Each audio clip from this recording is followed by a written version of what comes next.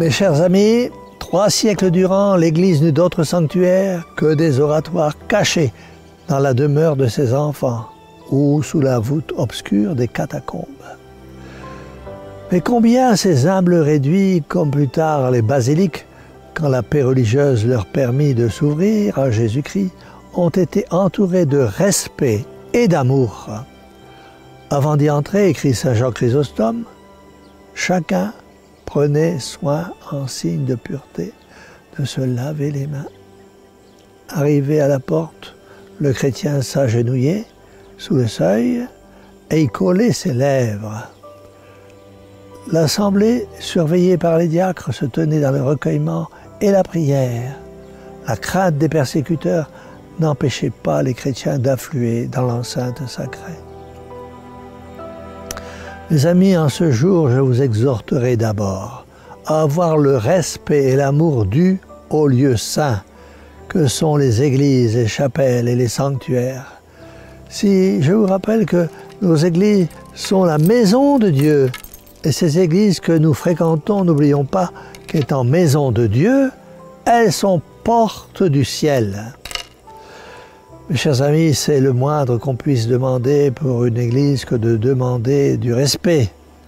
Il n'est pas possible de croire en la présence réelle de l'hôte divin qui l'habite sans croire en même temps que la moindre irrévérence en un tel lieu serait le comble de l'inconvenance et de la témérité.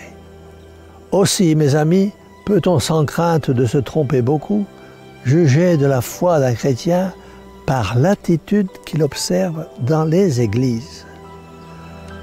Mes amis, nous constatons avec tristesse chaque jour que la désolation est entrée dans nos églises. L'irrespect règne en maître. On y danse, on y boit, on y organise des séances de cinéma, des concerts de rock, des colloques plus ou moins religieux, mais plutôt politiques. Nos églises, de plus en plus, servent à tout sauf au culte. On a oublié volontairement que l'Église est la maison de Dieu, la maison de la prière, la porte du ciel. Mes chers amis, nous avons tous une lourde responsabilité. Nous avons le devoir de dénoncer l'irrespect qui règne dans nos églises.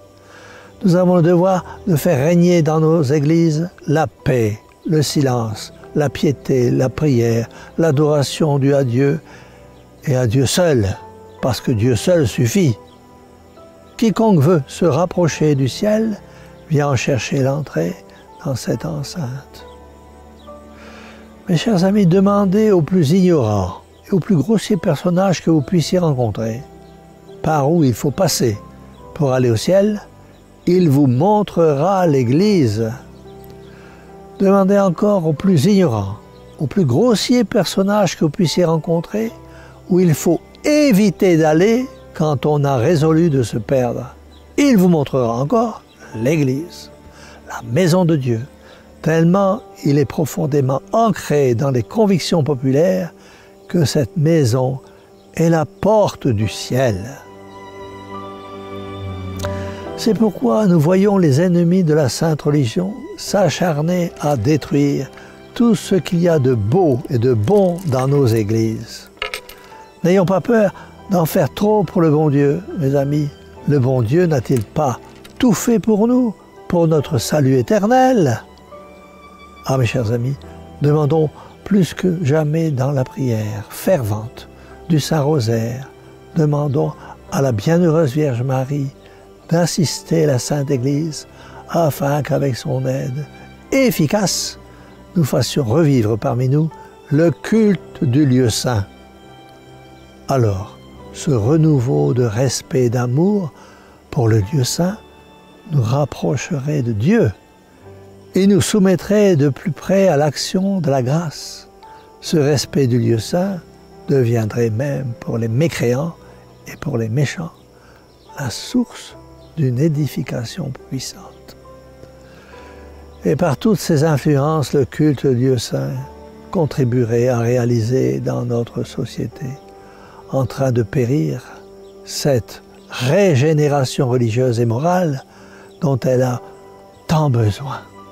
C'est pourquoi nous élevons nos cœurs vers la Vierge Immaculée et nous lui disons, Mère au cœur douloureux et immaculé, sauvez-nous. Et que la bénédiction du Dieu Tout-Puissant, Père, Fils et Saint-Esprit, descende sur vous tous et y demeure à jamais.